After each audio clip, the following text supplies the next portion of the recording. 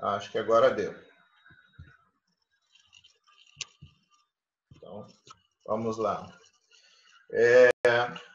Eu vou ler essa passagem aqui e deixa eu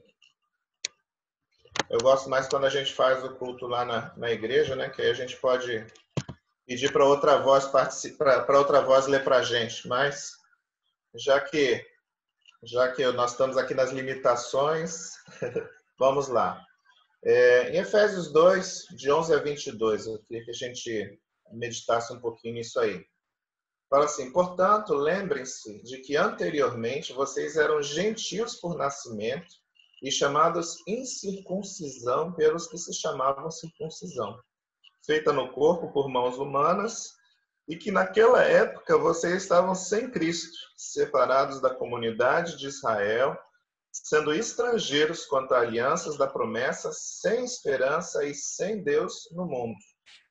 Mas agora em Cristo Jesus, vocês que antes estavam longe, foram aproximados mediante o sangue de Cristo, pois ele é a nossa paz, o qual de ambos fez um e destruiu a barreira, o muro de inimizade, anulando em seu corpo a lei dos mandamentos expressa em ordenanças. O objetivo dele era criar em si mesmo, dos dois, um novo homem, fazendo a paz e reconciliar com Deus os dois em um corpo, por meio da cruz, pela qual ele destruiu a inimizade. Ele veio e anunciou a paz a vocês que estavam longe e paz aos que estavam perto, pois por meio dele, tanto nós como vocês temos acesso ao Pai por um só Espírito.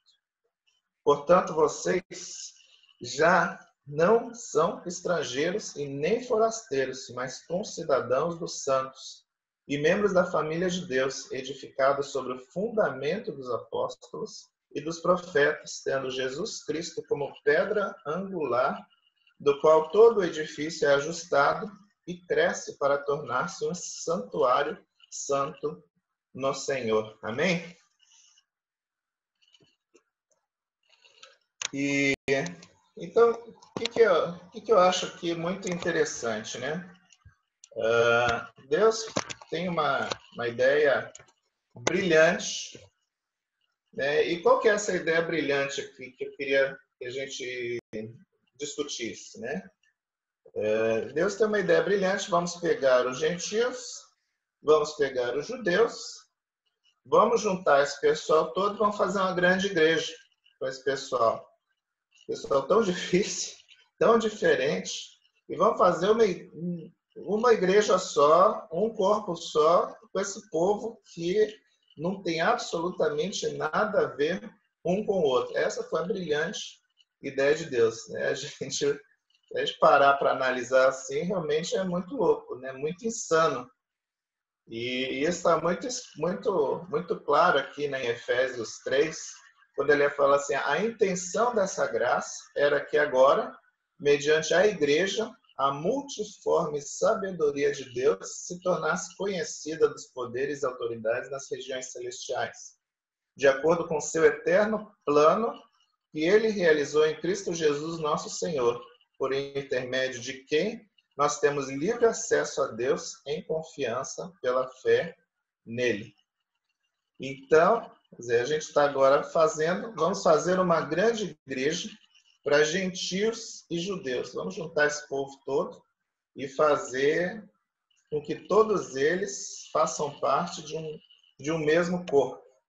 E se a gente parar para pensar nisso, né, realmente é uma coisa, pegando aqui, né, os slides da semana passada, vamos pegar aí o gentio, que é egocêntrico, o gentio que está sem Deus há tanto tempo, não egocêntrico porque queira, mas vamos colocar que é história de vida. Imagina uma pessoa tanto tempo sem Deus, tanto tempo sem uma perspectiva de Deus, tanto tempo sem receber a mensagem de Deus. Então, o que é o Deus para ele? Deus para ele sou eu. O Deus para ele é a minha vida, é o meu dia a dia, é a minha realidade. É o que eu percebo, é o que eu conheço, né? Então, o fato, se eu vou adorar, se eu vou exaltar alguma coisa, o que eu vou adorar, o que eu vou exaltar? Então, esse sem Deus também, ele pode ser aqui com vários deuses. Ele adora a lua, adora o céu, adora a terra, adora a natureza, adora as coisas bonitas, adora as coisas belas, né? Mas no fundo, quando eu tiver que tomar alguma decisão, alguma coisa importante, o meu Deus vai ser satisfazer o meu próprio ego, quer dizer, uma pessoa individualista. Vamos pegar esse gentio, vamos pegar agora o judeu, né, que a gente já viu na semana passada, que ele é extremamente meritocêntrico, né? Ele acha que ele está ali porque ele merece. E é interessante essa percepção de merecimento, porque ele mesmo não fez nada. O que ele fez? Ele é descendente de Abraão.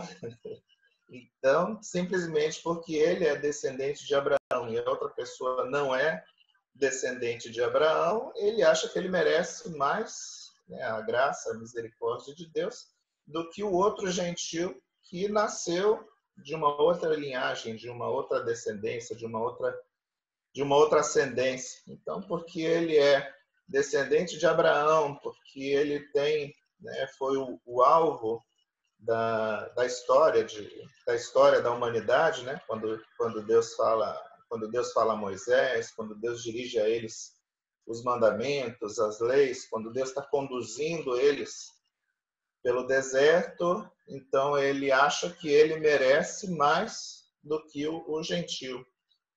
Esse judeu que tem uma percepção distorcida de Deus, né?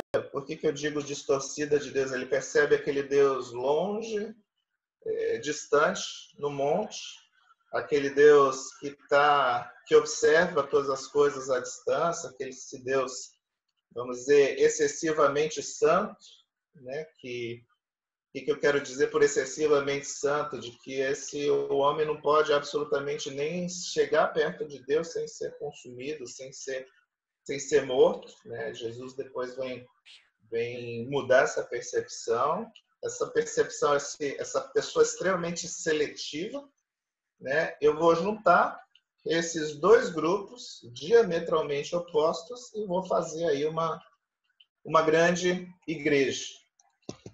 Então, o que eu queria que a gente... Claro. Queria só comentar o seguinte, que a maravilha disso, né, de a gente ver esse plano, você disse aí, meio aparentemente maluco de Deus, né, de juntar judeus e gentios, é como se fosse juntar água e óleo, né, para transformar numa única família, numa única igreja, num único povo. Isso é o cumprimento da promessa feita há quase 2000 anos, Abraão. E aí é que está a maravilha, né, do cumprimento dessa promessa. Quando a gente lê, por exemplo, em Efésios 2:19, né, na versão linguagem de hoje, Paulo diz: portanto, vocês, os não-judeus, não são mais estrangeiros nem visitantes. Agora, vocês são cidadãos que pertencem ao povo de Deus e são membros da família dele. E aí a gente vê a promessa a Abraão: na tua descendência serão benditas não todas as tribos de Israel, mas todas as nações da terra. E é o curioso porque hoje a gente vê assim um movimento no mundo todo para se formar uma grande família na terra, o tal do globalismo, né? Somos todos uma grande aldeia, uma grande família, uma grande tribo, todos os povos. Esse é o plano de Deus. Agora, a gente só precisa ter cuidado porque para não misturar as coisas. Uma coisa é o plano de Deus de uma família única, global, solidária, amando um ao outro, feito unicamente por meio de Cristo. Porque Efésios 2 enfatiza o tempo todo. Paulo fala, olha, isso está acontecendo em Cristo. Quando Deus falou a Abraão, a tua descendência está aqui, ó, Cristo, a descendência de Abraão, agora tudo se cumprindo nele. Então, não vai essa coisa da família, do movimento humanista, né? De uma grande família solidária, isso é humanismo, não é o plano de Deus. E é por isso que a gente precisa ter cuidado, porque é muito sutil a diferença. Não, mas isso é um plano bacana. Vamos todos formar na Terra uma grande família. Mas é mais do que provado do que, se não for por meio de Cristo, não ocorrerá, né? Essa suposta bondade inata do ser humano, ela é mais do que falha. É só a gente olhar, por exemplo, o que aconteceu na Segunda Guerra Mundial, a Alemanha, um país cristão, né, com um grau de desenvolvimento tão elevado, e olha só o que aconteceu, né? A partir dali, e ao longo da história da história da humanidade, a gente vai vendo que todas as tentativas por mérito próprio da humanidade de se chegar a isso terminam mal, acabam mal, né? Aliás, a gente pode até dizer que a Bíblia prevê que isso terminará num governo do anticristo, né? Mas aí já é outra história, né? Exatamente, Daniel, exatamente. E esse é um ponto, né, que, como você falou, a ideia de Deus sempre foi ser inclusivo, né? Mas essa inclusão, a gente entende que realmente é uma inclusão debaixo do poder, autoridade, né, e do exemplo de Jesus Cristo. Não é simplesmente de ser uma grande comunidade, né? É ser realmente o grande corpo de Cristo aqui na Terra. E uma coisa que é interessante, né, da gente analisar, por exemplo, eu fiz uma pesquisa aqui, né, na época, quando a gente está falando que Deus tem um amor por toda a humanidade e que o objetivo da igreja era alcançar, que Deus alcance toda a humanidade. E eu fiz alguns levantamentos, né, na época de Jesus, aproximadamente a população mundial era alguma coisa em torno de 200 milhões de habitantes, né? Então, quer dizer, hoje, só no Brasil, tem mais população do que tinha em todo o mundo na época de Jesus, né? Na época de Jesus eram 200 milhões de habitantes.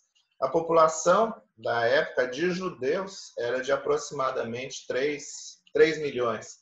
Então, se Jesus, né, se o objetivo de Deus era alcançar só os judeus, quer dizer, só existiria salvação para 1,5% da humanidade.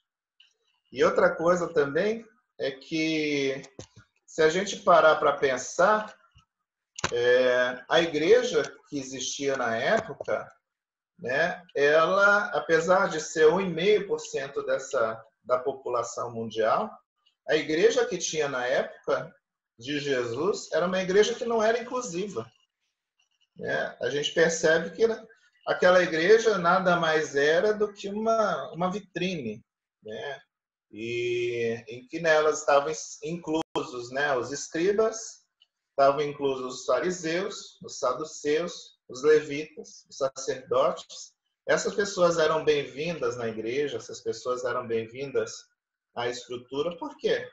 Porque elas tinham um alto padrão moral, um alto padrão de percepção elevado, né?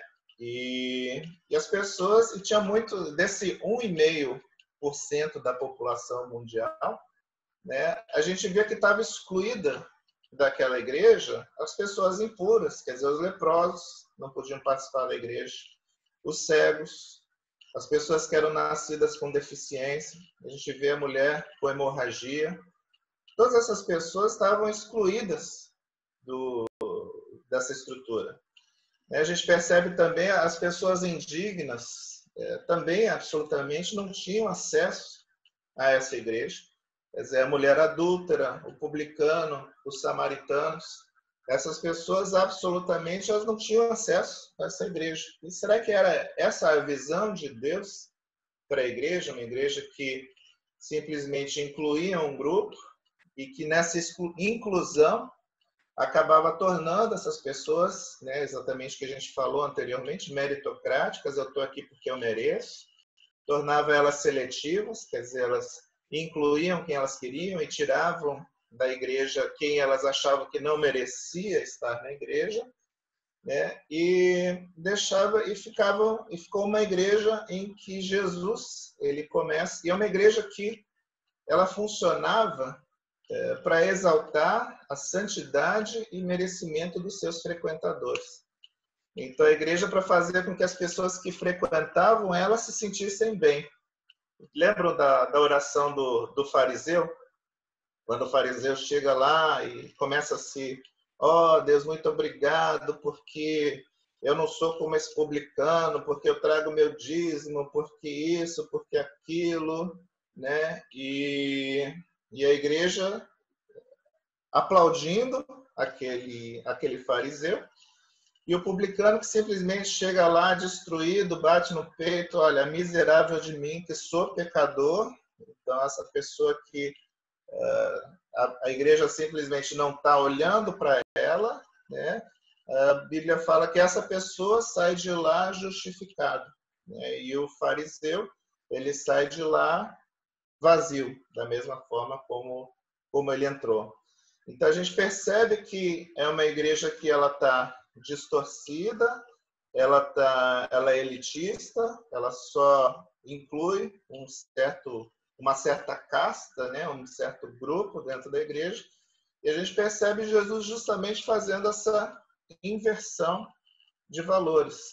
Então, isso que era simplesmente exclusivista, Jesus começa a inverter e mostrar uma outra percepção, um outro foco para a igreja. O objetivo, então, Jesus vem trazer de que o objetivo da igreja não é exacerbar essa vitrine, não é glorificar essas pessoas, não é que pessoas que tenham um grau maior de santidade e estejam num grau mais elevado, numa posição mais acima, mas Jesus está trazendo uma igreja com um foco diferente. Que o objetivo da igreja é acolher as pessoas, é que as pessoas conheçam o amor de Deus, que essas pessoas experimentem o amor de Deus, não através do mérito, mas através da graça.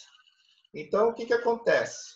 Aquelas pessoas doentes, o manco, né, a pessoa que nasceu com uma deficiência, que 40 anos ele está ali à beira do poço de Betesda, sem acesso à igreja, sem acesso à estrutura, de repente ele é curado, a primeira coisa que ele é convidado a fazer é se mostrar para o sacerdote, e no se mostrar para o sacerdote, o que acontece? Acho linda essa passagem, quando aquele homem que há 40 anos ele era excluído, ele era a parte da sociedade, ele absolutamente não tinha voz, e de repente Jesus toca nesse homem, esse homem é curado, Jesus fala para ele se apresentar para o sacerdote, e a gente vê um homem que até aquele momento sem voz, absolutamente sem voz, ele entra numa discussão com o sacerdote, e essa discussão se torna tão profunda, essa discussão se torna tão bonita, que o sacerdote ele fica sem voz, ele fica sem argumento. E a única coisa que esse sacerdote consegue fazer é mandar esse homem embora, porque eu não sei o que fazer com esse homem. Ele chama o pai para discutir, ele tenta fazer uma discussão, mas o que acontece? Esse homem que é tocado por Jesus, ele foi curado por Jesus, esse homem se torna, né, não ele, mas o Jesus que o curou, o Jesus, o Deus que o tocou, se torna novamente o centro dessa discussão.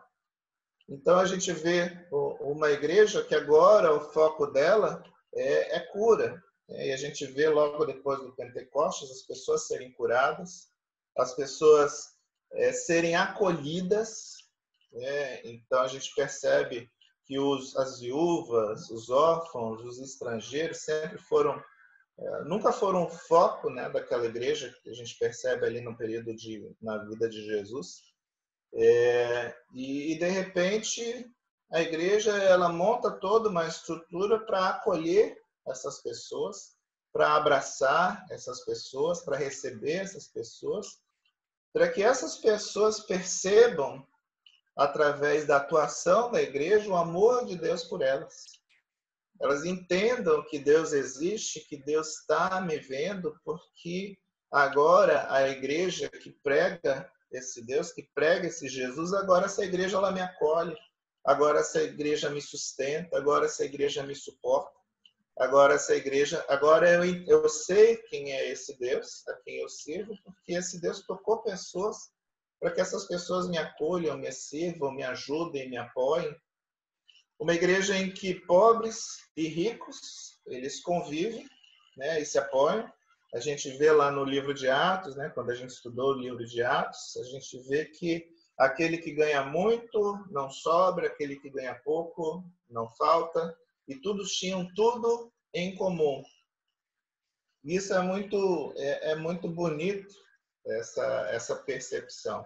Quer dizer, o rico entende que a riqueza não lhe pertence e que o objetivo dessa riqueza é servir o reino de Deus. O pobre, e eu sempre digo que ninguém é tão rico que não precise de nada e ninguém é tão pobre que não possa participar com nada. A gente percebe que os dois, no fundo, são ricos de maneiras diferentes. E o rico, que é rico de dinheiro, precisa da riqueza do pobre, que não tem dinheiro, mas que tem muitas outras coisas que o rico não consegue perceber e não consegue entender. E aquele Espírito Santo que a gente percebia que ele era direcionado a algumas pessoas específicas dentro da estrutura. A gente vê que o Espírito Santo, ele no Antigo Testamento, ele só vinha sobre pessoas com ministérios específicos, mas agora esse Espírito Santo, ele vem para todas as pessoas que aceitam a mensagem de Jesus, elas passam a receber o dom do Espírito Santo.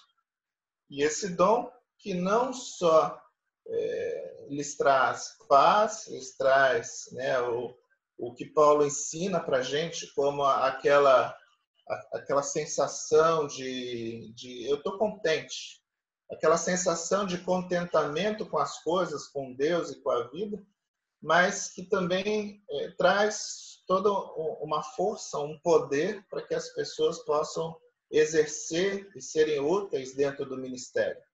E é o que a gente vai ver um pouquinho mais à frente, né? Quando a gente estiver estudando, continuando em Efésios, quando ele vai começar a falar justamente sobre as diferentes operações do Espírito Santo. Então, a gente vê que a igreja do Pentecostes já é uma igreja bem diferente da igreja na época de Jesus.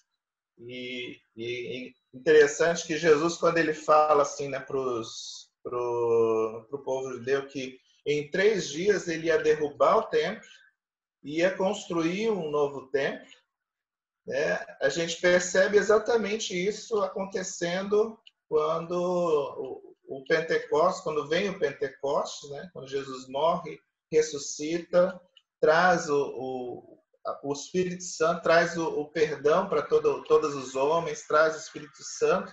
E a gente percebe que, nesse momento, aquela percepção de templo, de igreja, que era aquele templo frio, né? Aquele templo do Deus distante, aquele templo do Deus afastado, que só o sumo sacerdote tinha acesso, que só aquele povo específico, só os judeus tinham acesso ao lugar santo, né? Que as pessoas todas tinham que ficar do lado de fora. A gente percebe que ali naqueles 3 dias em que Jesus acabou, né, com a lei do pecado, né, com a lei do pecado, tudo aquilo se transformou. A gente vê o cumprimento dessa profecia de Jesus, de que em 3 dias, efetivamente, tudo aquilo cairia por terra e algo totalmente novo se formaria, né?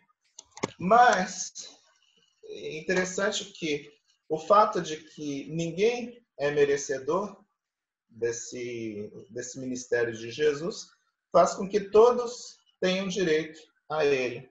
Mas ainda tinha um problema que nessa igreja de Pentecostes que estava sendo tratado, né? E qual era esse problema? Quem pode compartilhar aí? Alguém tem alguma ideia? Todos em silêncio. Eu sei que na presencial a participação seria mais fácil. Só minha conexão tá tão ruim, gente. Eu tentei sair umas 2 vezes. Desculpa. Tá tudo falhando aqui, mas vou tentar escutar, por favor. Tá, vocês estão... Ou tá difícil?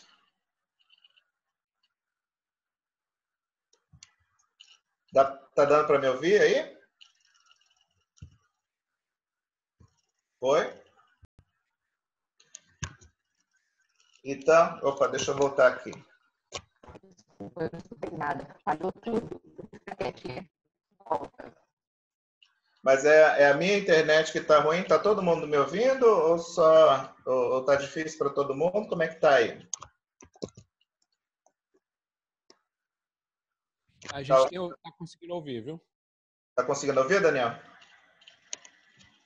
Ah, então acho que a conexão da Silvana hoje que está ruim aí, Silvana. Mas o problema que eu queria que a gente entendesse, né, qual era o problema que estava acontecendo ainda na igreja de Pentecostes, tá? É que ela ainda era uma igreja seletiva. Era uma igreja que não abraçava todas as pessoas. Ela ainda achava que o povo judeu era o público-alvo da graça de Deus, era o público que iria ser salvo, alcançado por Deus. Então a gente percebe o seguinte, que ela ainda é uma igreja seletiva. Vocês lembram da dificuldade que foi convencer de que Pedro deveria lá pregar para Cornélio? Cornélio não sendo um judeu, quer dizer, Deus teve que trazer uma visão para Pedro, dizer para Pedro que ele deveria comer aqueles animais que eram impuros. E Pedro fala, não vou comer, jamais, nunca alguma coisa impura tocaria nos meus lábios. E aí Deus fala, olha, não diga que é impuro aquilo que eu santifiquei. Então a gente percebe que é uma igreja que ainda achava que ela não deveria ir até aquelas pessoas, né, fora do contexto judeu. Ela ainda achava que tinha um grupo de pessoas que não mereciam o amor de Deus, ou que não mereciam a pregação da palavra de Deus. E ela ainda também tinha um outro problema, né? Que, além disso, deixa eu botar aqui, ela achava meritocrática, ela ainda era meritocrática.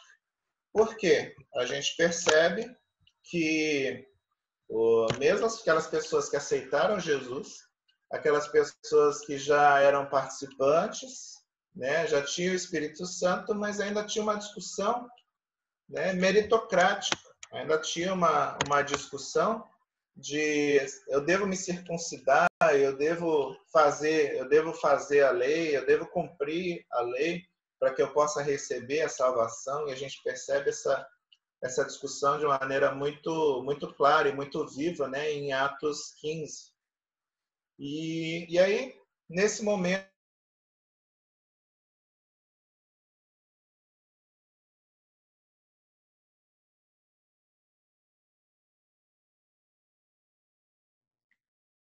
Agora travou mesmo, viu, Ricardo?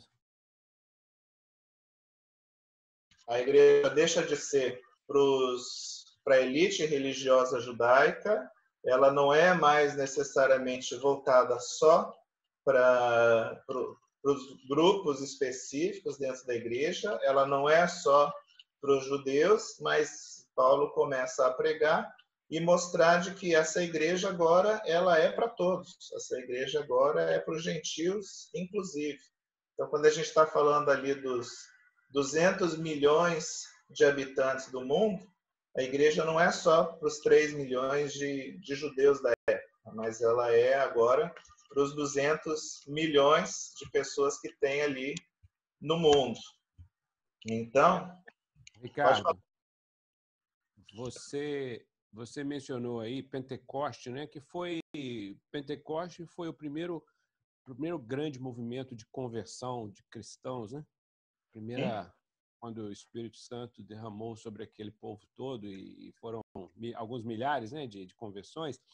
E é interessante que quando a gente lê a história do Pentecoste, a gente vê que tinham pessoas ali do mundo todo. Tem, inclusive, o episódio das línguas, né?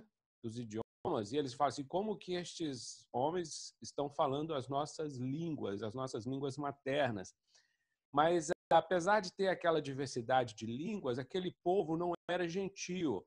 Eles eram judeus que estavam ali em Jerusalém para adorar, como era a prática de judeus do mundo todo, e ainda hoje, né, de estar sempre indo à Terra Santa para cumprir os rituais, para fazer ali os propósitos religiosos deles. Então, eram pessoas de línguas diferentes, mas eram judeus, ou judeus étnicos, ou judeus conversos, os chamados prosélitos. Então, ainda com aquelas 3.000 conversões de Pentecoste, a igreja era essencialmente judaica.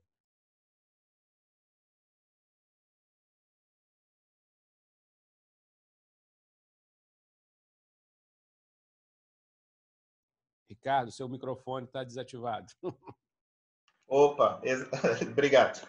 Exatamente. Mesmo aí, ainda eles começando a ser inclusivos, né, eles começando a entender de que essa graça não é só para o povo judeu, né, só para aquele povo específico ali, a liderança da igreja, eles começam a ser inclusivos, mas eles não conseguem ainda entender de que essa inclusão é muito maior do que eles estavam vislumbrando ali. Então a gente começa a entender, por exemplo, aqui agora a visão de Deus, né? E Paulo tem algumas visões muito interessantes, né, da mensagem de Cristo. E um dos pontos que a gente percebe que Paulo, em vários momentos, ele coloca de que Deus criou o homem para viver em comunhão com ele.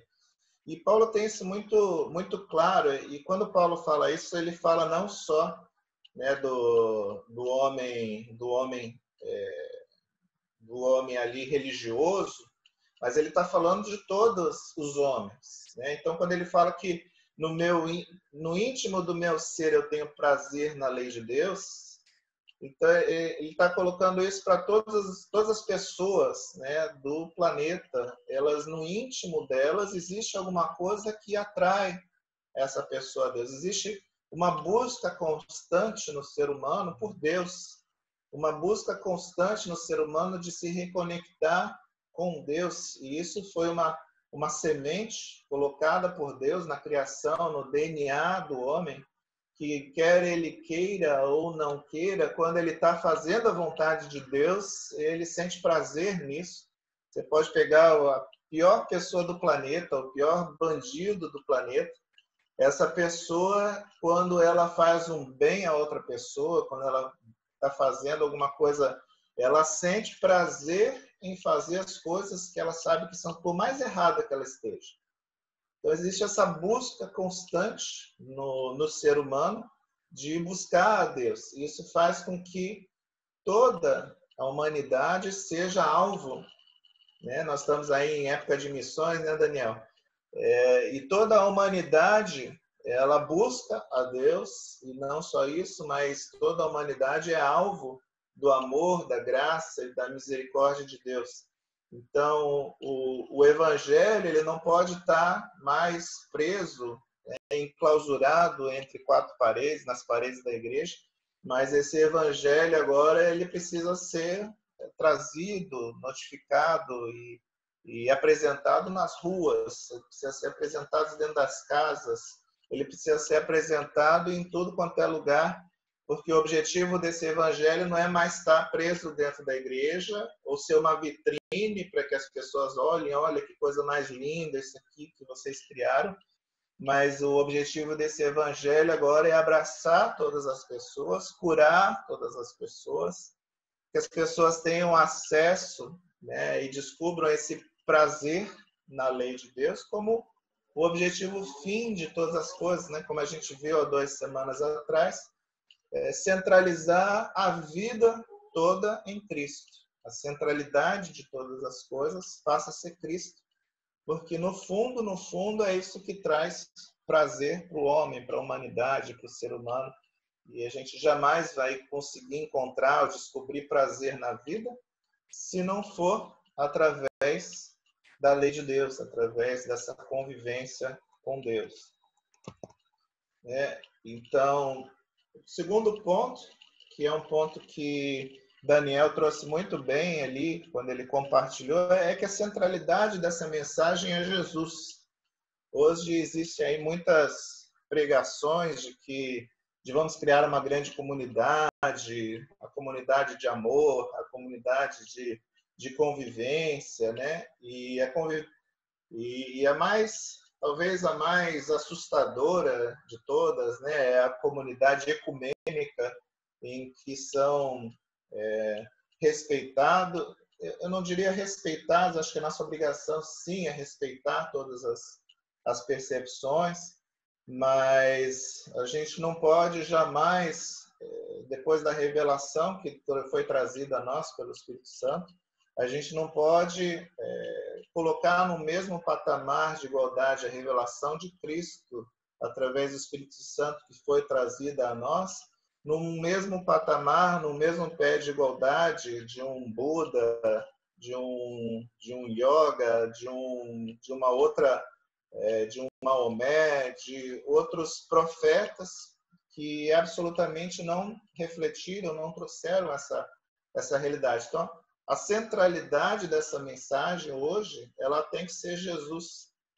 E é onde eu percebo que a gente muitas vezes falha, quando hoje muitas vezes a pregação ela foge da centralidade de Jesus. A gente vê muitos pregadores pregando autoajuda, fazendo uma mensagem engraçada, fazendo uma mensagem velho-testamentária, e muitas vezes o centro da mensagem que vem sendo trazida nos púlpitos, e eu volto a dizer que qualquer mensagem que o centro dela não seja Jesus Cristo é uma mensagem inócua, é uma mensagem sem valor. Se o centro da mensagem não for Jesus, não for a gente entender quem é Deus através da perspectiva, né, da vida de Jesus, o que Jesus trouxe, porque Jesus ele é o caminho, Jesus é a verdade, Jesus é a vida.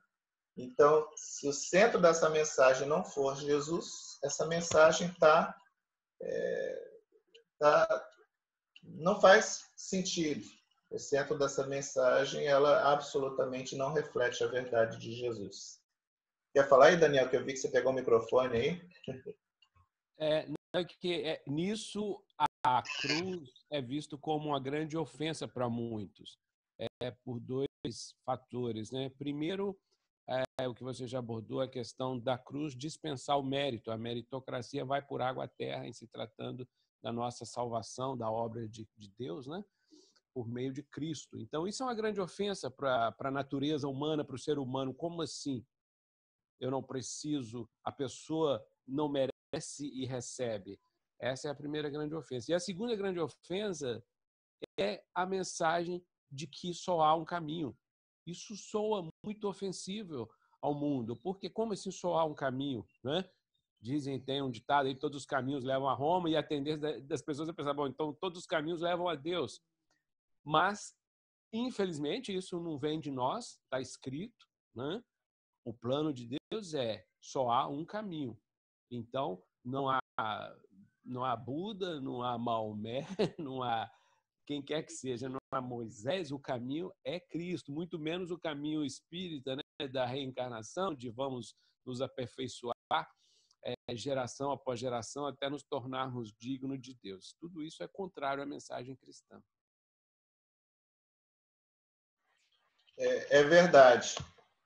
E eu acho que o nosso principal desafio é justamente sustentar, né, essa percepção de que dessa igreja de Jesus, porque nós temos tantas focos diferentes, né, tantas perspectivas diferentes, tantas forças diferentes, e muitas vezes essas forças vão fazer com que a gente tente a voltar a acreditar numa igreja meritocrática, né, aquela igreja vitrine em que só se dá voz para aqueles que têm, digamos que uma percepção espiritual, ou seja, um ícone de espiritualidade. E eu queria, assim, por exemplo, às vezes, né, o que eu quero dizer? O que eu quero dizer com isso? Deixa eu tirar aqui dessa tela.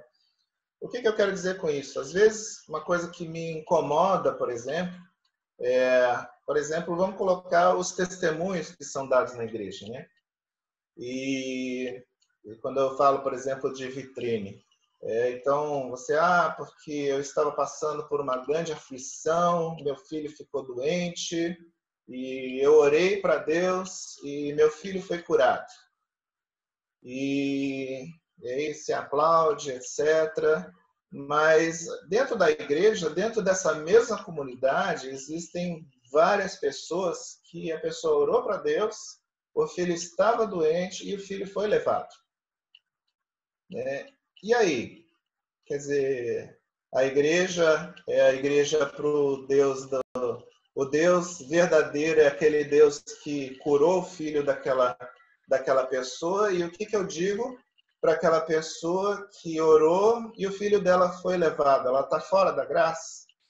Né? E o que a gente coloca? Então, isso é importante a gente entender o que a gente está colocando na vitrine. E a gente percebe, por exemplo, que o testemunho de Paulo ele é muito diferente. O testemunho de Paulo é: eu orei, eu tinha um espírito na carne, eu orei e Deus não tirou o espinho na carne. E glória seja dada a Deus, e Deus me falou que a graça dele me basta e que o poder dele é aperfeiçoado na fraqueza. Eu fico imaginando esse testemunho sendo dado hoje. Será que a gente entenderia, né, esse testemunho como realmente um testemunho de Deus? Eu orei e Deus não fez, né? E eu orei, as coisas deram todas erradas. Então, porque hoje a gente vê, por exemplo, a mídia, ela está toda voltada para aquele 1,5% da população, ou 0,0% da população que está nas posições.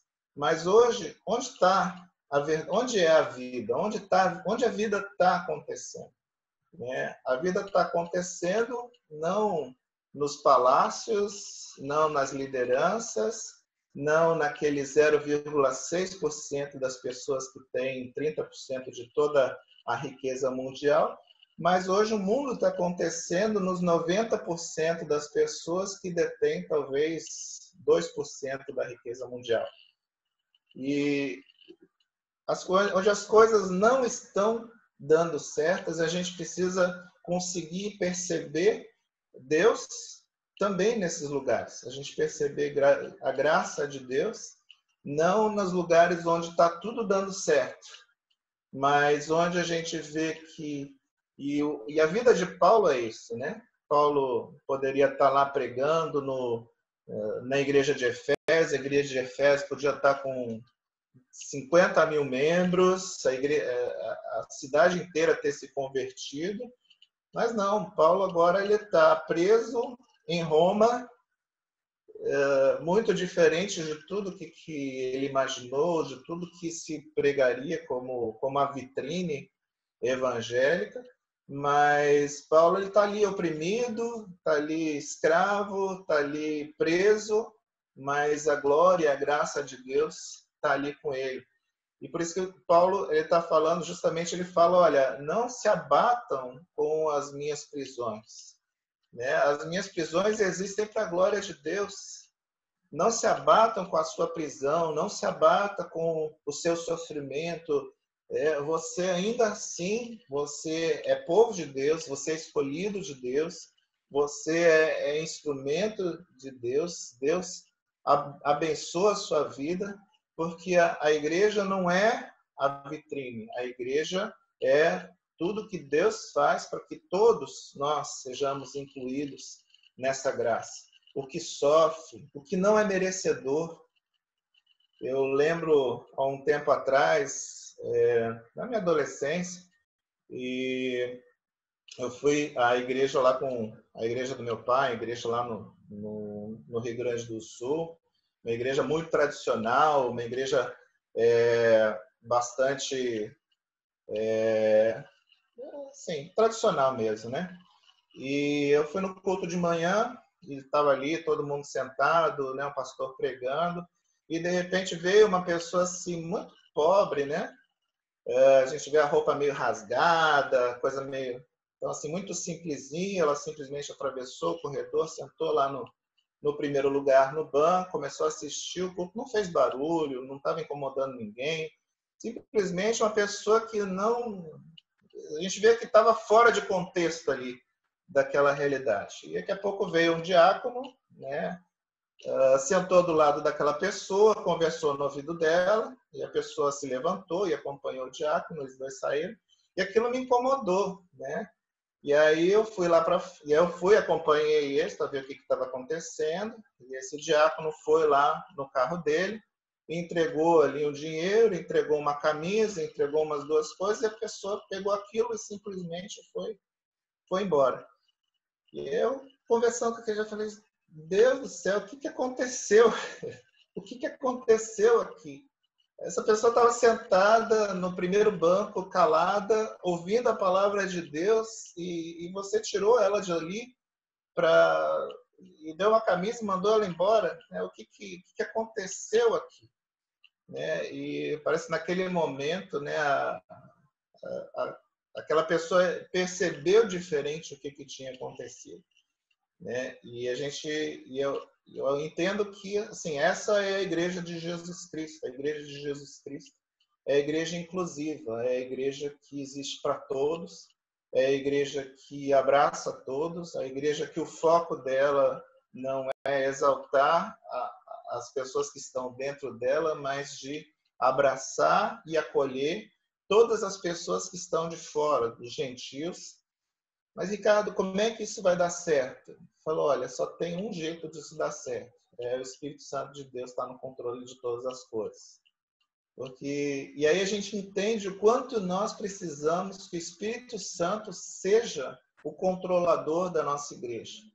Porque enquanto nós tivermos uma igreja que eu consigo controlar, que eu consigo dirigir, que eu consigo... é a igreja que Jesus está lá do lado de fora batendo, esperando o momento de ser convidado a entrar. Mas quando em nome de Jesus, quando no nome de Jesus eu abro para todas as pessoas que absolutamente não merecem, que não devem estar, que não são bem vistas, não são bem quistas, e eu abraço todas essas pessoas, e não só abraço todas essas pessoas, mas Jesus criou uma igreja em que nós todos somos dependentes uns dos outros. Então, eu entender de que eu não só devo abraçar aquela pessoa, mas de que de alguma maneira Deus faz com que eu dependa daquela pessoa, né? Eu, Ricardo, com certas características, conhecimento, mas eu dependo da Silvana, eu dependo da Kelly, eu dependo do Vasquez, eu dependo, né?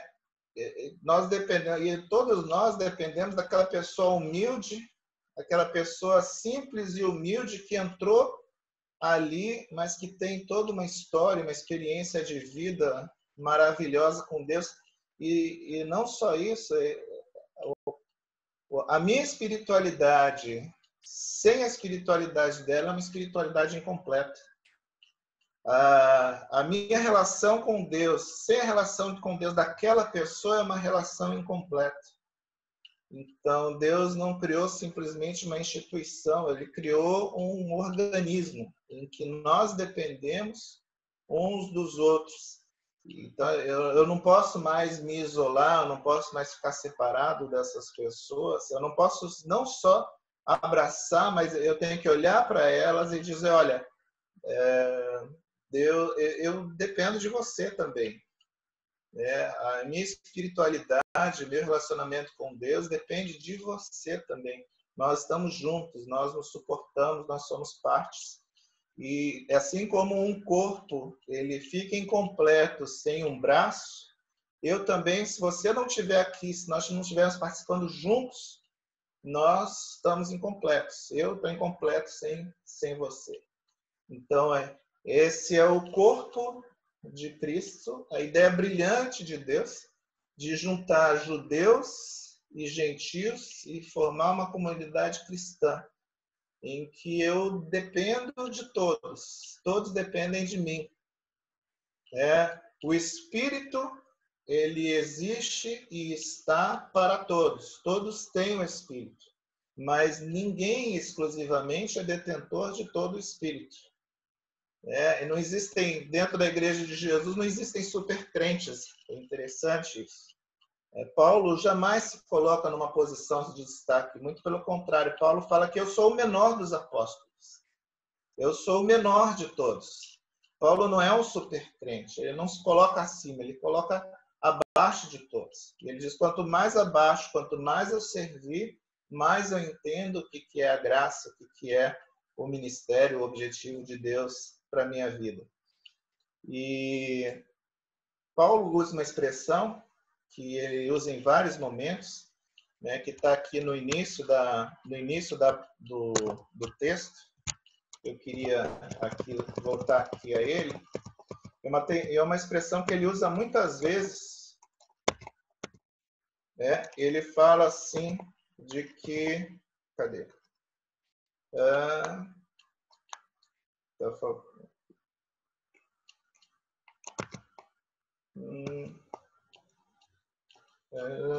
Aqui, ele fala lá em Efésios 3:10. A intenção dessa graça era que agora, mediante a igreja, a multiforme sabedoria de Deus se tornasse conhecidas dos poderes e autoridades nas regiões celestiais. Então, existem poderes, né, e autoridades que a gente não conhece, que a gente não vê, né? E o que Deus está falando é isso, olha, e eu faço isso, não é só para vocês verem na terra, mas eu faço isso para que vocês percebam, para que no reino, na esfera espiritual, em todas as esferas da existência, a física, a espiritual, em todas elas, seja percebido a grande graça e a grande sabedoria dessa multiforme graça de Deus. Eu estou fazendo isso como testemunho, não só na terra, mas para os anjos, para os demônios, para todo poder, todo principado, toda potestade. Todos eles estão de olhos, estão atentos e olhando para vocês. E a igreja que eu criei em Jesus Cristo, ela precisa ser testemunho, sim, não só na terra, mas em todas as esferas, inclusive nas esferas celestiais, de que o grande poder e autoridade de Deus repousa sobre cada um de vocês. Sobre Daniel, sobre Silvana, sobre cada um de vocês repousa essa verdade. E vocês é que vão provar para todas as esferas de que isso realmente era um plano brilhante que Deus trouxe para as nossas vidas. Então, é o que eu queria compartilhar aqui e que Deus possa nos abençoar. E eu abro o microfone aí para quem quiser, né, compartilhar e trazer aí para nós aí mais algum ponto em cima sobre essa reflexão aí. Fiquem à vontade. Essa coisa de Deus querer nos transformar numa grande família, né? A humanidade, todos os irmãos, né? Me lembra de um episódio, nós tivemos, você se lembra, eu e a Cat tivemos a oportunidade de estar no Oriente Médio em 2018 e subimos o Sinai. E foi uma escalada bastante difícil para mim durante a noite toda. São mais de 2.300 metros, eu fora de forma. Para falar a verdade, eu cheguei lá semi-morto no topo, né? 6h30 da manhã, nós começamos a escalada por volta de 2 horas da manhã e meia-noite, 6h30 estávamos lá com o nascer do sol e eu estava mais morto do que vivo. E eu não me sentia com forças para voltar, porque aí tinha que fazer o caminho inverso, né? Depois de contemplar um pouquinho lá a paisagem. E aí um rapaz beduíno, muçulmano, né, chegou para mim e falou, eu te ofereço, eu te ajudo a descer, me dá $10, me dá $10 que eu te ajudo a descer. E eu brinquei com ele, falei, não, o meu irmão biológico, de fato, ele estava lá, né? Falei, meu irmão está ali e ele vai me ajudar. Aí ele pegou e falou assim, não, mas somos todos irmãos. Eu poderia ter replicado, falei, somos todos irmãos, mas uns cobram, outros não, né? Ou então poderia ter dito, somos todos irmãos, uns em Cristo, outros não. Mas o que eu queria dizer, na verdade, em relação a essa questão da grande família, é que a gente é igreja, mas nós temos que admitir, somos uma igreja imperfeita, né? a caminho, né, do plano de Deus. O plano de Deus ainda é avançarmos aí num futuro mais distante. Nós, os batistas, não temos este hábito, mas o meu cunhado, a irmã da Kelly e o meu cunhado se converteram há uns 20 e poucos anos e eles fazem parte de uma igreja interessante. Eu não concordo com muita coisa deles, né? É uma igreja que, inclusive, não tem uma denominação. Eles falam que eles são apenas a igreja, eles se chamam de irmãos.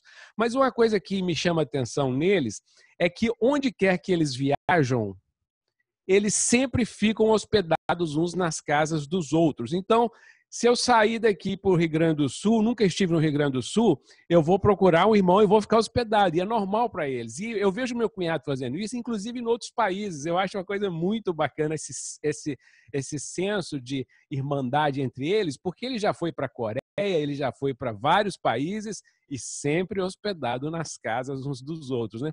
Então, assim, eu creio que o plano de Deus é que a gente, cada dia mais, a igreja avance realmente no caminho de uma grande família, né? Porque se o meu irmão viesse, meu irmão mora a 1.000 quilômetros daqui, de Vila Velha, mas se ele viesse a Vila Velha e simplesmente chegasse aqui e ficasse hospedado num hotel e não ficasse na minha casa, eu acharia aquilo estranho, talvez até me sentisse um pouco ofendido, né? E, na verdade, o plano de Deus é esse tipo mesmo de laço, de família, de amor, que vai a cada dia mais aperfeiçoando a gente, né, nessa direção. Amém. A gente percebe aí agora que a Silvana, que agora está lá na Praia do Vasques, né? Eu acho que eu vou querer ir para essa praia também. Eu tive que... Meu computador estava dando muita interferência. Às vezes eu escutava, às vezes não. Aí eu falei, deixa eu pegar uma carona nessa praia aqui. Aqui porque senão, né, eu vou acabar não conseguindo escutar direito. Mas é isso aí que você falou mesmo. Eu só queria voltar um pouquinho, que eu fiz umas anotações, que eu achei interessante. Quando você fez uma colocação lá vocês estavam falando, né, do Velho Testamento, sobre como é que eram as reuniões, daquele Deus que só era acessado pelo sumo sacerdote. Então, assim, eu vejo isso, né, até chegar em Jesus, né, que você muito bem colocou, só para pontuar que eu vejo isso como algo muito necessário naquela época, porque quando Deus chamou Abraão para estabelecer uma aliança, né, eles viviam num mundo, a gente não deve esquecer o contexto, muito politeísta, muito idólatra, muito ritualístico. Então, assim, como é que ele poderia agora Deus chamar e ser um Deus assim? Porque, né, um Deus tão acessível, e realmente ele não poderia ser tão acessível, senão seria um Deus, que Deus é esse, que é tão acessível, que é tão fácil, ou seja, iria para o outro lado. Então eu entendo todo aquele ritual até para mostrar que aquele Deus que estava sendo apresentado ali, estava se revelando para Abraão é um Deus que estava ali, que merecia também tanta honra, tanto ritual, tanto respeito, quanto os outros deuses daquela época, que tinham aquilo tudo. Então, eu acredito que Deus não poderia fazer tão diferente, porque senão ele não seria respeitado para aquela mentalidade daquela época, daquele povo tão primitivamente cultural, né, quando nós olhamos hoje, mas naquela época deles era assim que eles eram. E Deus tinha que se apresentar como o Deus também, repleto de rituais, repleto de todo respeito, repleto de toda honra. À medida que Deus foi trabalhando isso na mentalidade do povo, aí sim, entendeu? Aí veio Jesus, mas aí o que aconteceu? Aquilo tudo que era... Porque mesmo daquele modo, Deus, quando colocou todas as... Né, em Levítico, a gente vê todo aquele compêndio de leis, e, né, tudo descrito, mas Deus também coloca ali várias questões com relação ao amor ao próximo. Deus coloca aquilo, sabe? É claro que no decorrer dos anos e tudo que aconteceu, né, na história do povo judeu que nós sabemos, as invasões, os reinos sendo desfeitos e o período, aquele período de interstício até a vinda de Jesus, enfim, a partir dali foi se perdendo né, aquele respeito, aquela pureza, aquela coisa que eles tinham, e os próprios sacerdotes, a gente via, né, os próprios filhos de sacerdotes ilustres, por exemplo, os filhos de Samuel, eram, eram pessoas que Deus mesmo falou, né? Seus filhos, eles roubam, seus filhos são isso. Seus filhos são... Então, quer dizer, olha quem foi Samuel.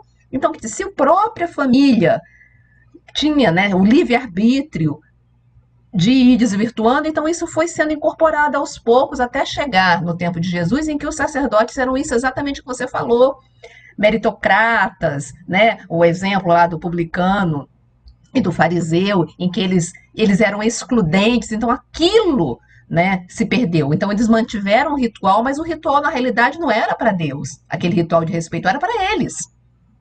Era para eles. Então, ao longo dos milênios, aquilo foi. E aí, quando Jesus veio e foi. Aí sim, ele falou: vamos botar ordem nisso. Né? Então, o Messias prometido chega para colocar ordem nisso. E o interessante é que ele coloca a ordem de uma maneira que ninguém espera. Né? Ele não vem em pompa, ele não vem. Ele vem para mostrar: olha, agora que vocês já passaram por tudo isso, passaram por todas as experiências, vocês, né, viram os rituais, vocês foram escravizados, vocês foram libertos, vocês tiveram livre-arbítrio, vocês passaram por experiências. Agora vamos resgatar. Agora vocês, né, estão um pouco mais maduro. Então vamos agora resgatar. Agora a família agora é espiritual. O templo, o véu do templo se rasgou. Agora a coisa no plano espiritual e no plano físico. Aí eu vou para o segundo ponto aqui que eu anotei. Né? Ou seja, num plano físico, aquilo que vocês estavam comentando, é óbvio que num plano físico nós jamais conseguiríamos ser uma família. Dentro da nossa própria família nós temos diferenças, nós temos atritos, rusgas, mas a diferença, sabe, é que, quanto família, nós perdoamos uns aos outros. Então, minha filha faz uma malcriação, eu brigo com ela, mas depois eu não continuo com raiva, eu não continuo jogando na cara. E eu acho que é isso que tem que acontecer com a gente, porque não existe, sabe, uma família cristã perfeita. Igual aquele exemplo que você deu aí. A gente cansa de ver isso, eu canso de me perguntar, será que se Jesus chegasse incorporado como um mendigo de chinelo de dedo, maltrapilho, nós iríamos sentar do lado dele ou nós iríamos nos afastar? Você chega... E é exatamente isso, Ricardo, eu me pergunto o tempo todo, porque na Bíblia fala que muitas vezes os anjos passaram, entendeu? Revestidos de diferentes formas e a gente pode estar acolhendo. Isso é bíblico, isso que você falou é bíblico e eu creio piamente nisso, piamente. Então, assim, eu me pergunto muitas vezes também, será que... Agora, isso é algo que eu não posso, Ricardo, transpassar para outra pessoa. Eu tenho que perguntar para mim, porque o outro tem livre-arbítrio para sentar perto ou sentar longe. Entendeu? E, tá entendendo? E eu concordo plenamente com você, mas eu coloco muito para mim. Para mim, a minha postura. E, infelizmente, assim, né, eu tenho muito que melhorar também. Então, assim, cada um tem o livre-arbítrio, cada um vai agir de uma maneira. E indo para o outro ponto que você falou, as pessoas estão lá, a bênção que foi, que o filho foi curado, e o outro, e aqueles que não estão. Aí eu tenho que discordar de você, para não perder o costume de todo domingo discordar. Eu preciso discordar de você. Você sabe por quê? Porque em toda a história Deus fala que a gente deve louvar Ele, independente das circunstâncias. Jó foi um exemplo. Então, Jó é o exemplo que fala, eu vou continuar... Davi também, na caverna de Adulão. Então, em todos os momentos, Deus ama isso. E a gente deve louvá-lo, porque a gente não entende, ninguém nunca vai entender o porquê que ele permite... Ele não é um gênio da garrafa. É claro que nós somos consequências dos livre-arbítrio. Então, eu saio, mas se alguém bêbado resolve subir em cima da calçada, eu vou sofrer a consequência do livre-arbítrio daquele indivíduo. Deus poderia ter impedido um acidente? Poderia. Mas imagina se ele for fazer tudo isso e ficar botando pano quente. Então nós temos que sofrer os atos da nossa desobediência, senão a gente não aprende. Então Deus não é um tapador de buraco. Agora, o porquê que alguns vão ser, né, vão viver e outros vão morrer, isso é algo que está fora da nossa esfera. Eu acho que isso não deve impedir a gente de continuar louvando. Aí eu discordo de você, eu acho que a gente tem que louvar sim, na igreja, louvar, até para mostrar que, olha, Deus é o Deus que permite a vida, mas Deus é também que permite a morte, e vamos louvar por isso. O que a gente tem que pedir é o consolo, né, para essas pessoas. Então, assim, é igual quando a gente tem Dia dos Pais e Dia das Mães na escola. Eles comemoram. E as crianças que não têm pai nem mãe? Né? Vai deixar de comemorar porque... Então, você entende? São coisas assim, eu acho que tem que ser trabalhado, e Deus vai trabalhando isso em cada uma das pessoas. E o terceiro ponto que eu coloquei, que aí que você falou, né, quer cair dentro disso aí para completar, eu acho que isso são estratégias diferentes que são utilizadas quando você falou assim, do show, né, tá virando show a mensagem, eu acredito, eu concordo com você, e aí eu concordo em parte, para não perder o costume. Eu acho assim que são estratégias diferentes que os pastores têm utilizado, sabe, Ricardo? Porque, por exemplo, não tem como eu chegar para uma pessoa que veio de uma cultura de um determinado costume e eu querer colocar nela todo um ritual, toda uma liturgia. Ela não vai, ela vai falar, nossa, que coisa. Então, às vezes, os pastores, as pessoas que estão na frente, eles meio que incorporam a linguagem. Então, se eu vou falar, por exemplo, é porque isso eu faço com meus alunos. Então, por exemplo, a linguagem que eu falo com o pessoal da biologia é um pouco mais descontraída, entre aspas, do que, de repente, quando eu vou falar a linguagem que eu falo com meus alunos, uma aula que eu dou para meus alunos é diferente de uma aula que eu vou dar para os profissionais, é isso. Porque meu público é diferente. Mas o objetivo final está ali. Então eu vejo muito, por exemplo, eu estava até esse dia assistindo o pastor Cláudio Duarte, e ele é muito engraçado, ele fala muita coisa. E isso é interessante. Entendeu? Isso é interessante. Então são estratégias que eu acho que os homens de Deus têm sido usados para alcançar diferentes pessoas. Não tem como eu ir numa comunidade quilombola, sabe? Não tem como eu ir num local em que o pessoal é negro, ainda mais está se falando tanto de racismo, e vir com um discurso de igualdade perante Deus, que eles não vão entender isso. Eles vão me botar para fora. Então eu tenho que primeiro me solidarizar, ganhar confiança, e aí sim falando, olha, Jesus não tinha cor. Entendeu? Então, assim, eu acho que isso são estratégias. Agora, é claro que concordo com você que tem hora, entendeu? Que às vezes o negócio fica tão fora de contexto que eu falo assim, gente, cadê? Cadê o ponto focal? Concordo com você, sim. Já falei demais, eu tô com síndrome da falta de dar aula, então eu pego para falar, eu não paro de falar, gente. Obrigada. Então, Silvana, a gente concorda mais do que você imagina, tá, Silvana? Mas, primeiro ponto, tá? Eu entendo que, mesmo com toda aquela pompa, né, com todos os rituais, com tudo aquilo que existia, mas o objetivo de Deus nunca mudou. O objetivo de Deus sempre foi que toda a humanidade fosse alcançada e que toda a humanidade conhecesse o amor dele. Mas, inicialmente, qual era o fator principal para que isso acontecesse? Era a fidelidade de Israel.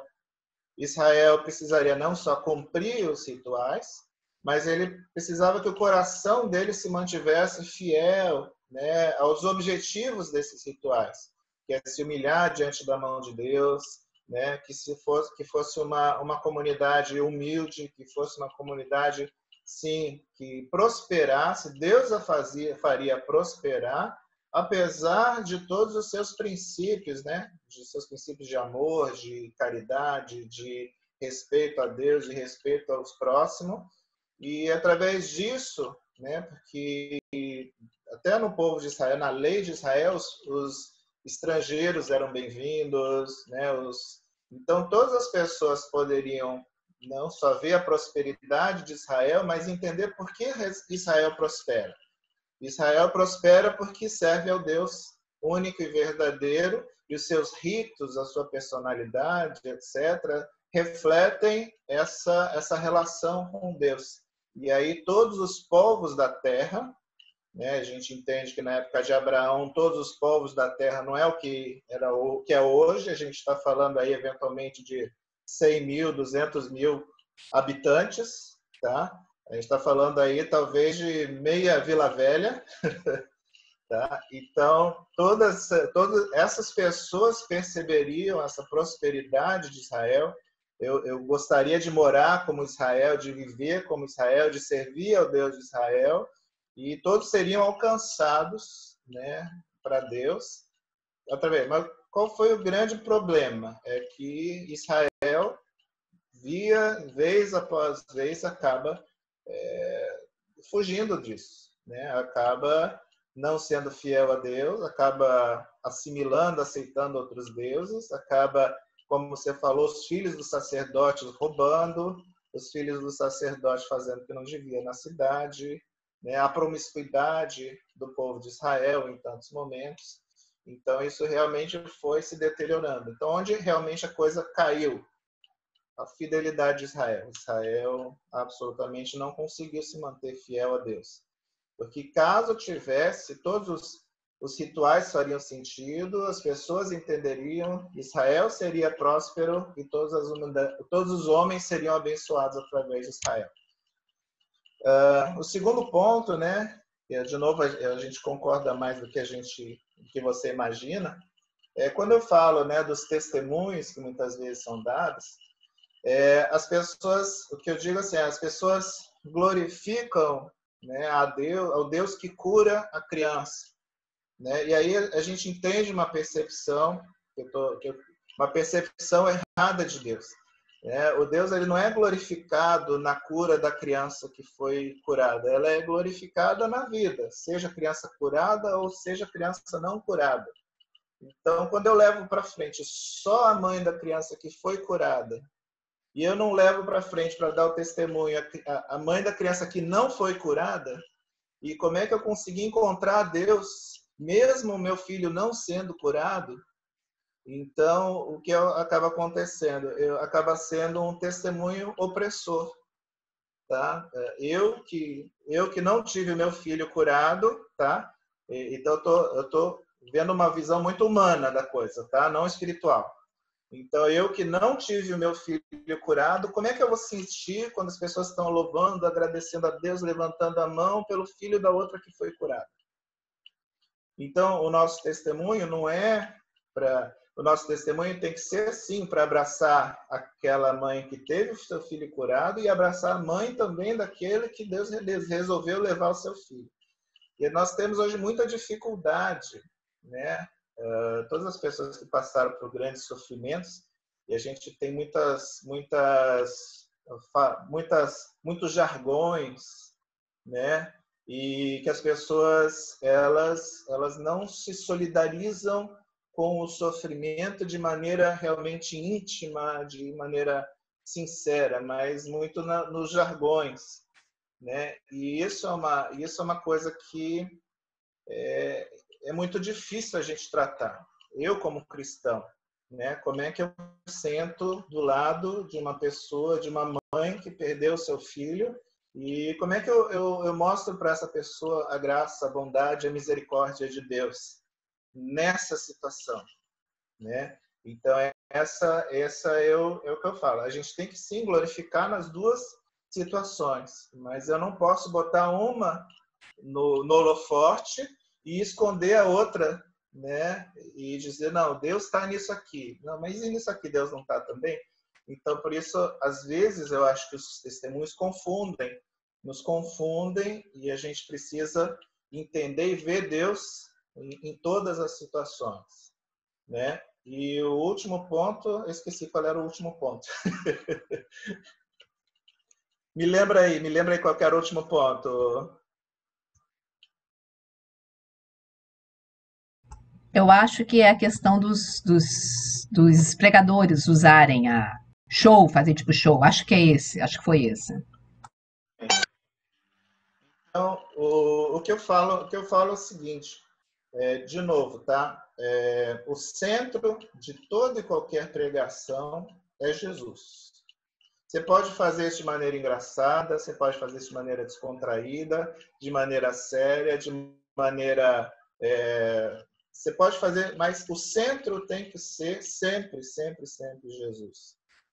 Eu pregaria, eu conseguiria fazer a gente vê muita coisa engraçada no que Jesus fala, é fácil, e apesar de eu não gostar do Cláudio Duarte, né, mas eu vejo que em muitos momentos ele faz isso com muita propriedade, né? Então a gente consegue pregar Jesus para os negros com muita facilidade, porque assim como você tem a questão do racismo, do ostracismo e a pessoa ser né, deixada de lado. Jesus passou por isso tudo. Não só isso, mas Jesus também foi crucificado no fim da... Ele fez tudo certo e depois de 3 anos crucificaram ele. A gente consegue, assim, debaixo de toda e qualquer causa social e de qualquer forma, a gente consegue, sim, colocar Jesus no centro, né? Independente de como e a quem. E eu vou além disso, tá, Silvana? Eu vou dizer o seguinte, que as pessoas têm esse anseio, as pessoas querem ver esse Jesus, tá? Eles querem ver esse Jesus engraçado, eles querem ver esse Jesus sério, eles querem ver esse Jesus que chora com o que choram, eles querem ver esse Jesus poderoso, eles querem ver esse Jesus que se submeteu, que também, por outro lado, é fraco, entre aspas, né? Que foi morto, que se submeteu à sociedade.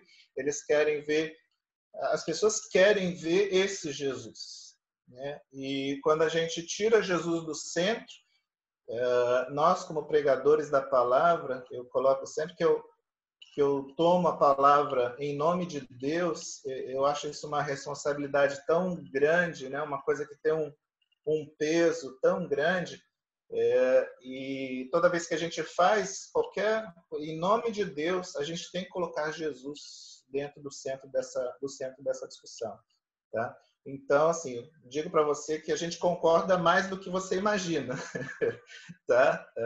E eu concordo com os seus pontos, a forma como você colocou, né? Talvez eu não tenha me estado claro, espero que esteja claro aí, pode contrapor aí, pode a tréplica aí.